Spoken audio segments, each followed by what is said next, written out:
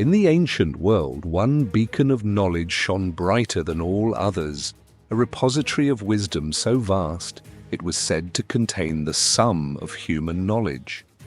This was the Great Library of Alexandria, perhaps the most significant cultural loss in human history. Picture the Mediterranean coastline of Egypt over 2,300 years ago, the city of Alexandria, newly founded by Alexander the Great, rising as a gleaming metropolis at the crossroads of civilization. And at its heart, an institution unlike any the world had ever seen.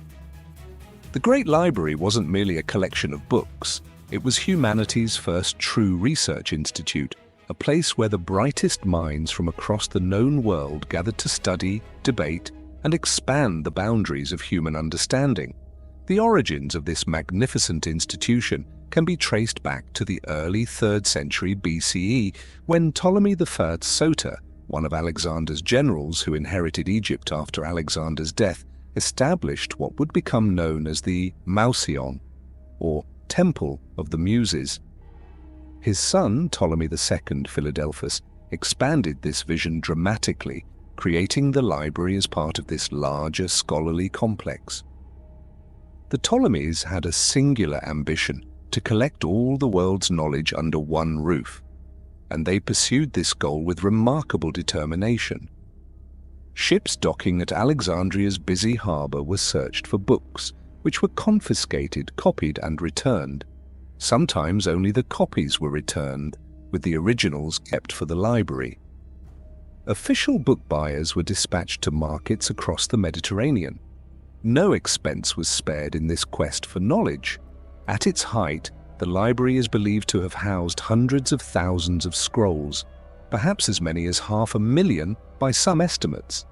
To put this in perspective, this was at a time when creating a single book required painstaking work by skilled scribes, writing on papyrus or parchment.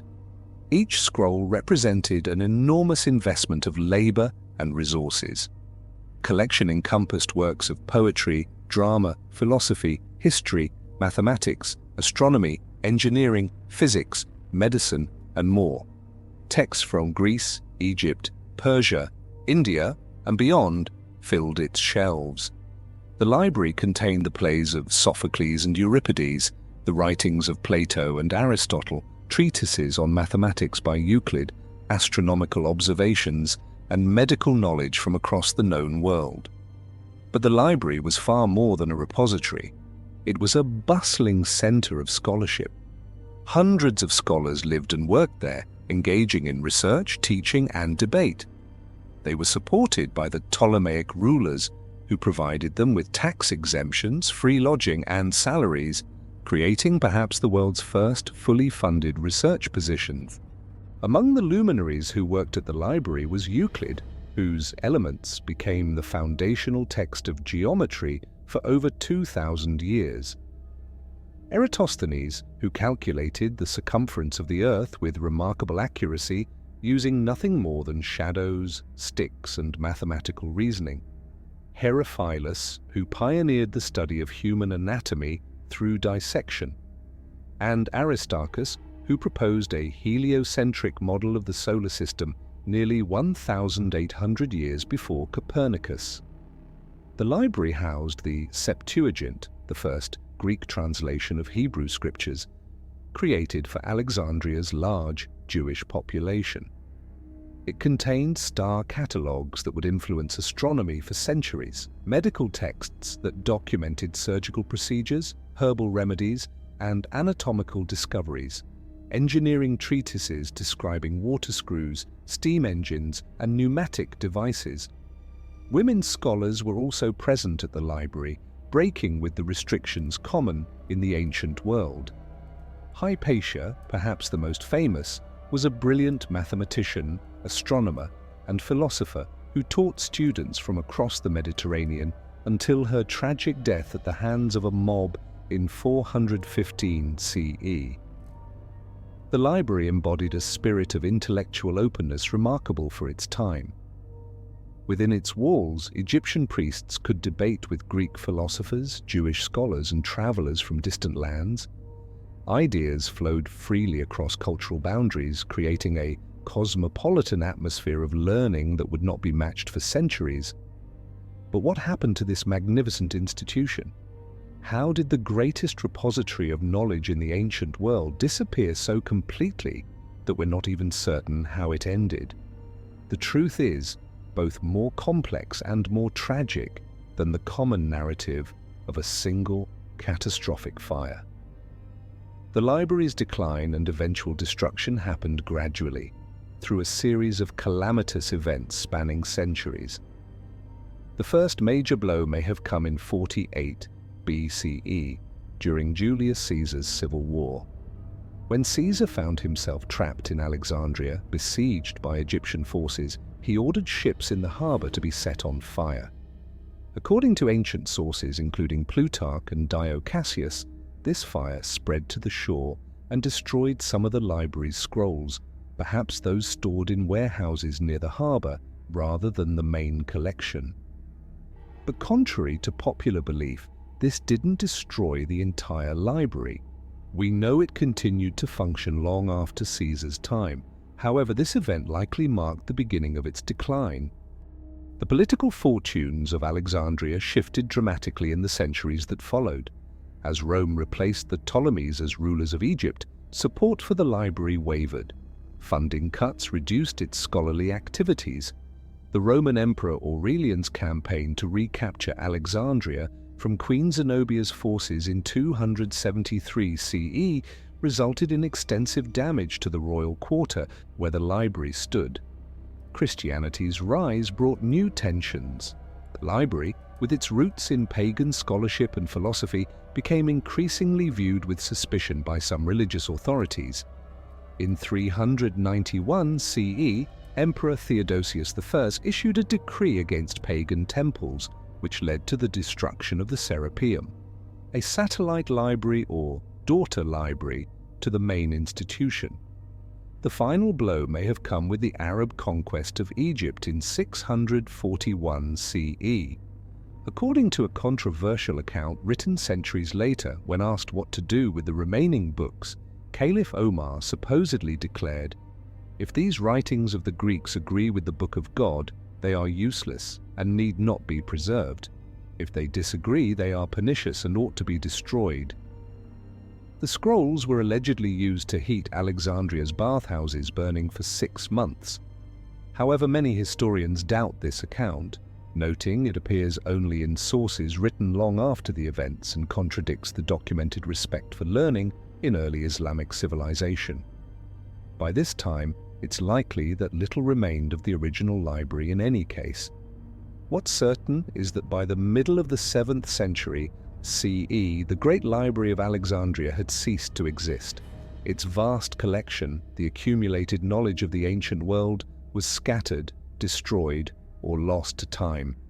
The loss is incalculable. We know of countless works only through references in surviving texts. Plays by Sophocles, Euripides, and Aristophanes that we know existed but have never found. Historical accounts that would have transformed our understanding of ancient civilizations.